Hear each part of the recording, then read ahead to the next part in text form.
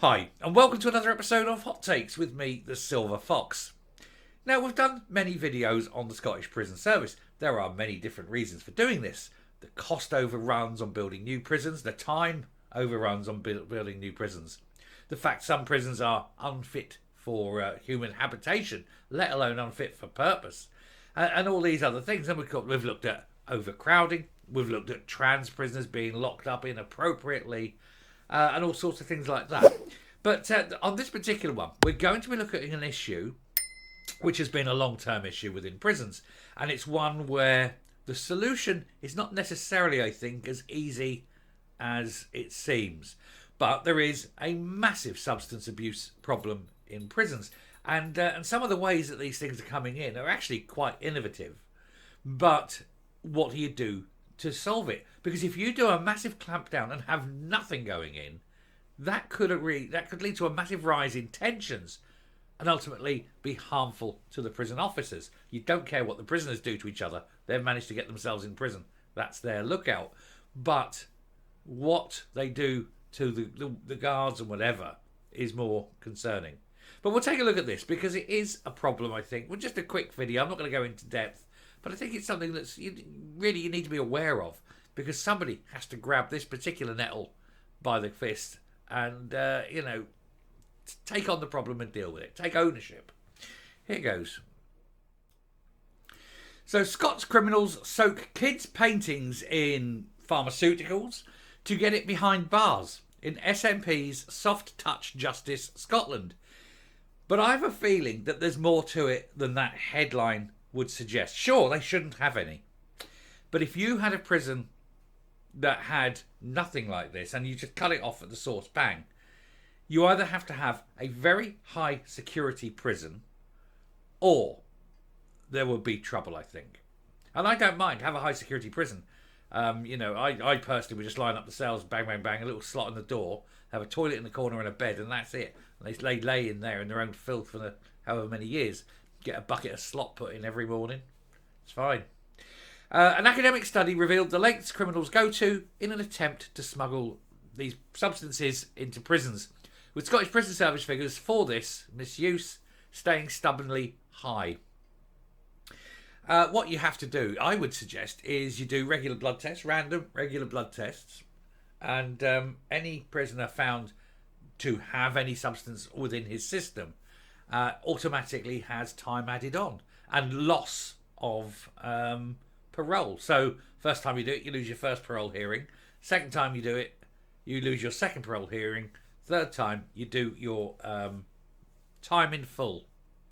And if you get caught a fourth time, then the rest of your life. There you go. That's half the problem solved, isn't it?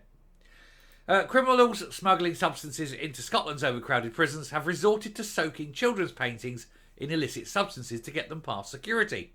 It's one of the several ways that cons have come up with a way to hide these substances in SNP's Soft Touch Justice country. That's, of course, because so few people are actually going to prison now. You can R a child and get a litter picking duty. The jails are so overfilled that judges are very reluctant to jail people.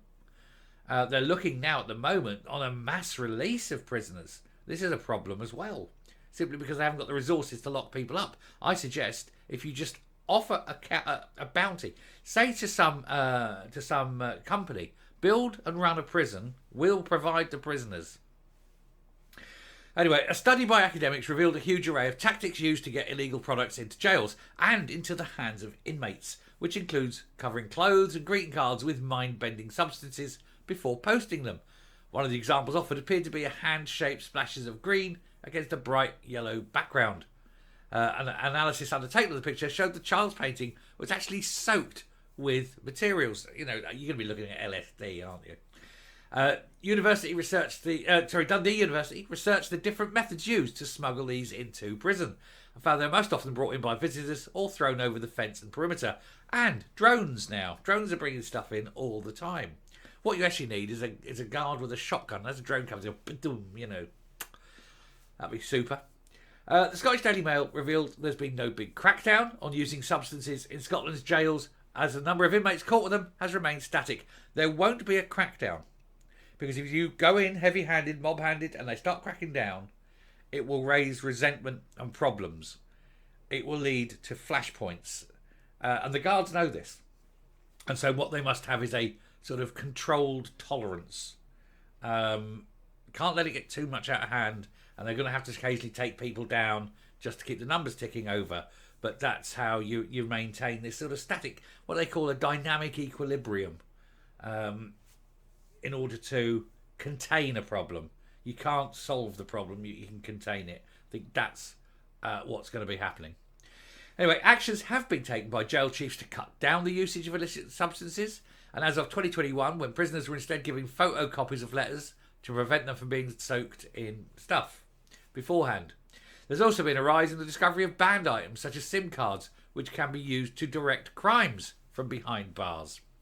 In fact, there's a company, and I can't remember where it is, it's a Chinese company, I can't remember what the name of the company is, but they make the world's tiniest phone, and it goes into the prison pocket, up your bottom. It's only about that big. You pull it out, tiny phone, and and that's what they do. And they have a tiny phone, they can... Genius, but wrong. There's also been a prevalence of drones being utilised, just said that, to drop off banned items in some prisons, including substances and illegal mobile phones. Tory Justice spokesman Russell Findlay hit out at the study's findings. It's just of course he is, because it's just typical of the SNP. They either do a job or they don't do a job, but what they always do is just half do a job. We'll do just enough to make it look like we're doing something, but we won't actually do it. He said, surely the best way to combat rampant misuse of substances and to protect the welfare of prison officers is to take a robust, preventative approach to stop these things getting inside, and there's zero tolerance to their presence inside. It sounds good, Russell. I've got to be honest, it does sound good. However, reality isn't the same. Substance abuse is so common inside jails that a survey held in September showed that almost a third of inmates had drugs in their system when they were released. The most common item tested for were the synthetic opioid buprenorphine and benzodiazepams, also known as benzos. Data released by the SPS showed that there were 1,847 incidents of prisoners being caught taking or hiding a substance. That's a lot. It is a lot. And you can understand why they're doing it. This is the problem. I think it's wrong. I mean, let's get that out there. I think it's wrong. However, I am aware that I know why they do it. But on the other hand, what's also wrong is that the prison service is stepping back. They're not actually cracking down. They say they are. They're doing it. Oh, look, we're doing this, this, and this. But they're not actually cracking down because the levels have remained static. But as I say, it's dynamic equilibrium. We'll do enough to make it look like we're doing something, but we daren't wipe it out entirely. And the only way is, like I say, you have huge cell banks, each with one prisoner, one cell, door locked, and they only come out very, very rarely. So there's nothing that goes in. The drug shock comes amid an overcrowding crisis. Of course, we've mentioned that in many videos, which is currently engulfing jails across the country. A number of the Victorian-era premises have too many inmates, including Barlinnie and Greenock. And if the population rises above 8,500, then many could be freed early without restrictions. If you're going to have to force to release them, fine. Release those, say you've done 90% of their term, but make sure they are paroled. They have to, there are restrictions. They have to be paroled. They have to visit people and things like that. Don't just let them out and say, okay, you've paid your debt to society. No. The debt must be paid in full. And if it's not behind bars, then there must be other restrictions.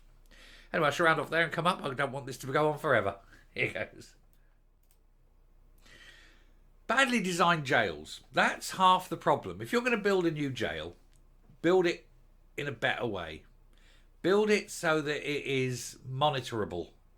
Build it so that there is no way things can get in. Don't allow anything in. Don't allow visitors to come through with anything. They have to put anything they have for prisoners has to go into a box. That goes through separately. They come in, they do their meeting, they go. Whatever's in the box gets inspected, pulled apart, torn apart, checked, tested, and goes through. That's how you have to do it. You can cut it out, But I have a feeling that they don't want to. I think they know if it was 100% prohibition, there would be major, major problems in the prisons. But I think you do have an opportunity with the new prison. When finally, in about 10 years' time, at 5 times the original price, the new prisons are open, that's when you can control it. Anyone going in there, and it's got to be a complete, what's the word, hermetically sealed prison. Nothing in or out that doesn't go through 50 layers of scanning, for example. That sort of thing. You can do it, but you have to do it from day one. You can't do it in an existing prison environment. Anyway, I shall round off there. Thank you very much for watching. Do please hit the subscribe button, ring the bell, leave a like, leave a comment. Please share the video. Till next time, stay safe, stay well, and I will speak to you later. Bye.